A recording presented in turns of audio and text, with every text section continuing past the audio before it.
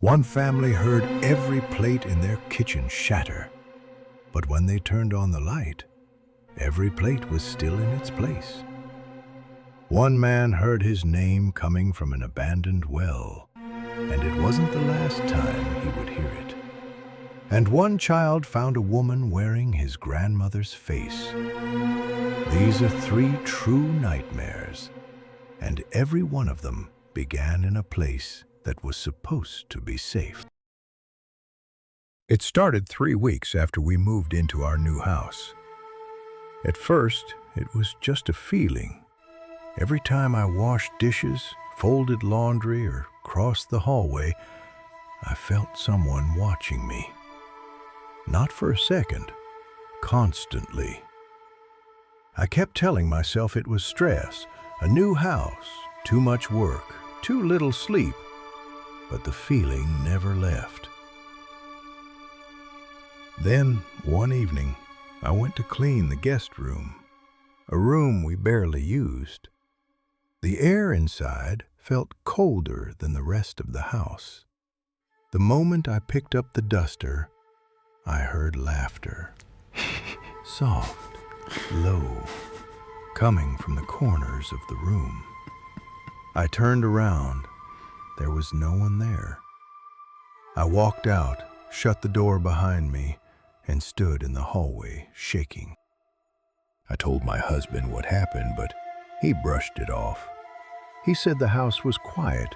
There was nothing to worry about. That night we fell asleep and woke up to the sound of the kitchen being destroyed. Plates shattering, glass breaking, again and again. My husband ran downstairs expecting disaster, but when he turned on the light, every plate was stacked. Every glass was in its place. Nothing was broken. We stood there in silence, and that was when the lights began. On, off, on, off. Across the hallway, in the kitchen, in the empty guest room. No pattern, no explanation, only darkness and light until morning. We didn't stay in that house. We were gone within days. A few friends and I decided to camp deep in a forest far from any trail. By sunset, we had our tents up, a fire going, and that feeling you get before a good night with friends. We thought we were alone. We had no idea that place was listening. Later that night, I walked away from camp to collect more firewood. That was when the forest changed.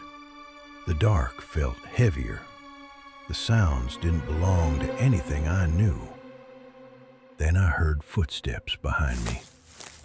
When I stopped, they stopped. When I walked, they followed. And in the corner of my eye, I saw shapes moving between the trees. Our campsite was near an old abandoned well. I didn't know that then. I only knew I had wandered too far. When I looked up, I was standing beside it. Stone cracked with age, cold air rising from inside. Then a voice called my name.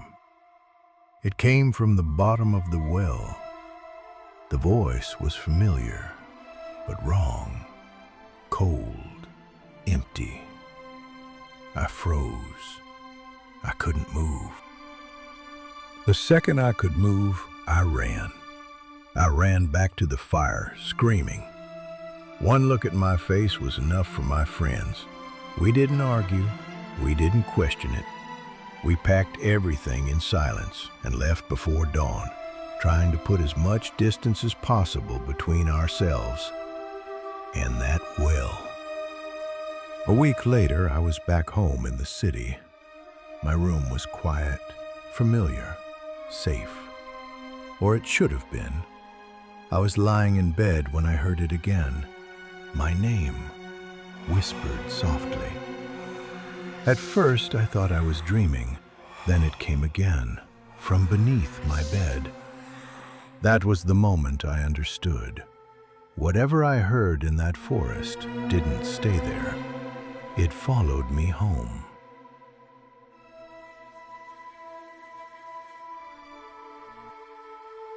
My grandmother lived alone in an old countryside house.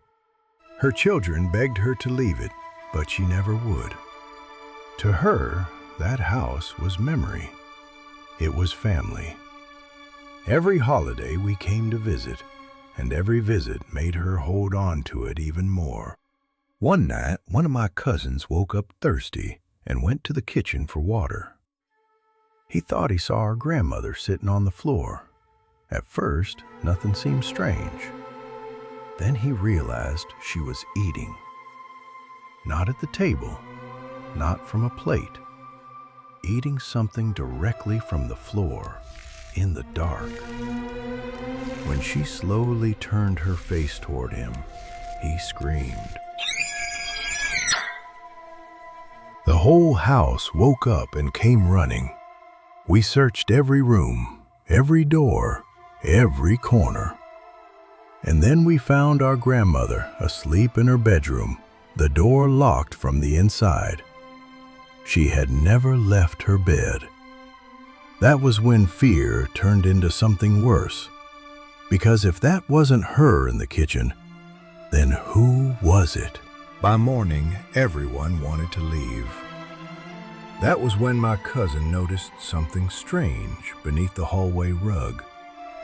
There was a hatch hidden under it. He pulled it open. A breath of old air rose from below. The smell was rotten, ancient.